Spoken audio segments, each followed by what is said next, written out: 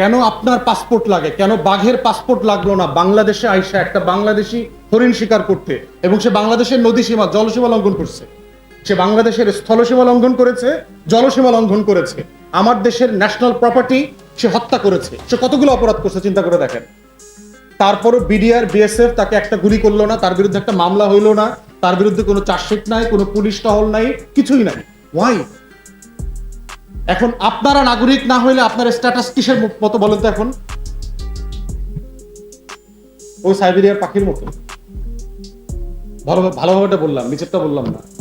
আপনি আকাশ সীমা লঙ্ঘন করছেন, আপনার দাম বেশি। পাইলটটা দেখছেন না? পাইলট তো ড্রাইভার।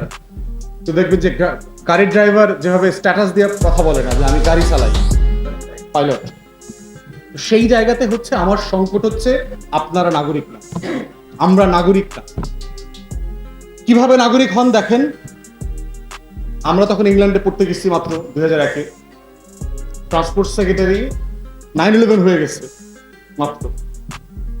তো তখন আপনার ইংল্যান্ডে লোকাল কাউন্সিলরদের সাথে সরকারের একটা নেগোসিয়েশন চলছে, বিলস, পেমেন্ট ফ্যাসিলিটি, এগুলো নিয়ে।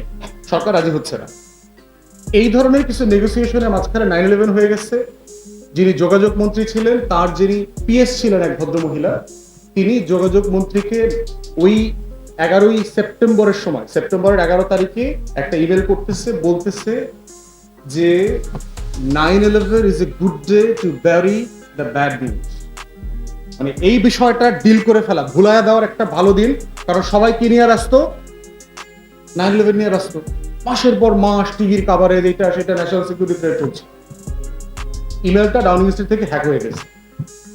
ডেইলি মেইল থেকে শুরু করে সান বিভিন্ন পত্রিকায় চলে আসছে, এইরকম একটা স্যাবোটাজের প্ল্যান চলছে। 2-3 দিনের ভিতরে কি হয়েছে ধারণা করেন তো? লন্ডনে কি হয়ে গেল? যোগাযোগ মন্ত্রীর কি হয়েছে? চাকরি চলে গেছে। কেন গেল? বড় ধরনের কোন অপরাধ করছে? পিএস একটা ইমেল করছে, এটা তো ওনারও দোষ না। উনি এটার সাথে একমত হয়েছে অথবা অ্যাকশনে গেছে, তাও তো না। ওয়াই? কারণ ব্রিটেন একটা রাষ্ট্র এবং ওই দেশে যারা বাস করে তারা নাগরিক। আপনার দেশে সিঙ্গেল অ্যাক্সিডেন্টে কেমিক্যাল ফ্যাক্টরিতে পুরান ঢাকায় 142 জন মারা গেছে না? কেউ পদত্যাগ করছে? কেউ দায়িত্ব নিচ্ছে? আমি বহুদিন দেখছি M25-এ, আমরা যারা ইংল্যান্ডে ছিলাম, মাহাদি জানে, M25 ওখানকার সবচেয়ে বড় রাস্তা, M25-এ কার ক্র্যাশে 6 জন মারা গেছে, পদত্যাগ করছে যোগাযোগ মন্ত্রী। ওই বেচারার কি দোষ বলেন? এই বেচারা কি গাড়ি চালাইছে? এই বেচারা কি ধাক্কা দিচ্ছে? এই বেচারা কি ওইখানে পিচ ঢেলে রাখছিল?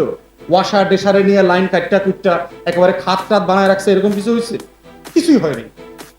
But they take the responsibility as citizen of the republic. Somebody has to take responsibility. এবং এই সোনার বাংলায় দেখেন কেউ দায়িত্ব নেয় না, খালি দায়িত্ব পাস করে, বালিশ খেলার মতো খালি পাস করে দেয়। ভাই আমি না, সে খালি বালিশ খেলে। দেখবেন এই জনগণকে নিয়ে বালিশ খেলতে খেলতে যেটা হয়েছে, রক্তের উপরে রক্ত জমেছে, দেয়ালের উপর দেয়াল জমেছে, ময়লার আকর জমে গেছে, কিন্তু এই বাংলাদেশ রাষ্ট্রটা পরিষ্কার হচ্ছে। এবং এই জায়গাটা বোঝা, রিপাবলিক না হওয়া এবং আপনারা নাগরিক না হওয়া, এটার মধ্যেই হচ্ছে বাংলাদেশ 2 গড়ার সকল স্বপ্ন, প্রত্যয়, চ্যালেঞ্জ, রোডম্যাপ লুকায় আছে। সবাইকে ধন্যবাদ। সালাম আলাইকুম।